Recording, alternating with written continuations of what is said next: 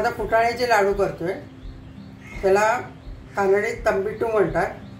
ते साधारण नागपंचमीच्या वेळेला करतात. आपण एरवी पण करून खाऊ शकतो. हे पौष्टिक आहे कारण याच्यात प्रोटीन भरपूर असतात फुटाण्यामध्ये आणि गूळ घालून करतोय आपण. तर हे तंबिटू तुम्ही बघा. स्पेशली कर्नाटकात, नॉर्थ कर्नाटकात ह्याच्यात तांदूळ भाजून घालतात, पण मी फक्त फुटाण्याचेच करते कारण माझ्या इकडे फुटाण्याचेच केले जायचे. आमच्या गावी तडवळला याचे लाडू, नंतर लाया, खोबऱ्याची वाटी असं सगळं आमच्या घरी काम करणाऱ्यांना वाटत असत. तर हे खूप स्पेशल आहे. तर ह्याला तंबिटू तुम्ही बघा. हे 1 वाटी फुटाणे घेतलेत आपण. साधारण हे त्याचं फक्त मॉइश्चर जायला म्हणून आपण भाजतोय. तर ॲक्च्युली भाजायची गरज नाही कारण ते भाजलेलेच असतात. तर आता हे आपण 1 वाटी फुटाणे भाजून घेतलेले.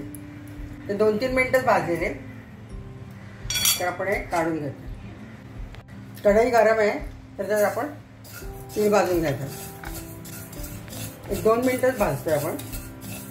हे तीळ आता चटचट म्हणायला लागले. कढई गरमच होती त्यामुळे पटकन होतात. तर आपण ते आता तीळ काढून घेतो. त्याच कढईत आपण आता खोबरं भाजून घेऊया. खोबऱ्याचा बारीक पीस केलाय मी. तर अगदी मिनिटभरच परतून घ्यायचं. हा खोबऱ्याचा बारीक पीस आहे त्यामुळे 1 मिनिटभरातच झालाय. तर ते पण आपण काढून घेऊया. खसखस घेतलेली ती पण काही सेकंद आपण भाजून घेऊया. त्याला झालेले खसखस पण आपण काढून घेऊया. त्या कढईत आपण आता अर्धा कप गूळ घालतो. 1 कप फुटाण्याला थोडं गच्च भरून घेतलेला आहे. तर त्याच्यात आपण 3 टेबलस्पून तूप घालतोय आणि थोडं आपण 1-2 चमचेच पाणी घालतोय. जे विरघळायला लागेल. 2 टेबलस्पून पाणी घातलं. ते फुटाणे आपण दळून घेतोय.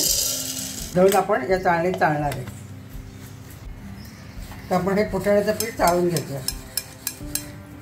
काही दाणा असतात तर निघून जाईल. तर गूळ विरघळला आहे पूर्णपणे. पाक करायची आवश्यकता नाही.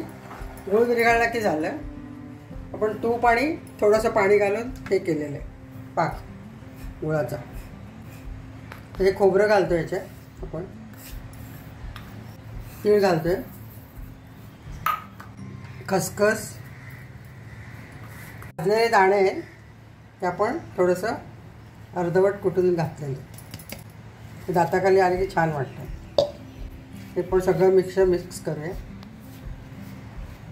वेलची पावडर घालतोय. थोडंसं जायफळ घालतो.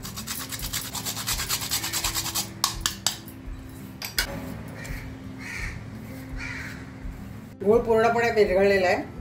तर आपण थोडंसं हे आता गाळून घालूया कारण कधी कधी गुळामध्ये कचरा असतो.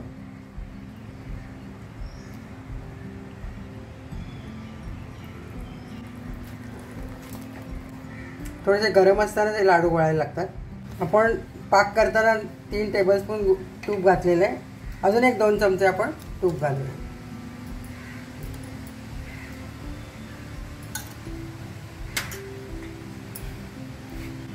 हा गोल लाडूसारखाच वळून घेतलाय. तर त्याला थोडंसं आपण असा तबल्यासारखा शेप देऊया. हे तंबिटाचे लाडू असेच वळले जातात. तर अशा प्रकारे आपण सर्व लाडू करून घेऊया. असे आपले तंबिटाचे लाडू तयार झालेले आहेत. हे कर्नाटकात खूप फेमस आहेत. करायला सोपे आहेत.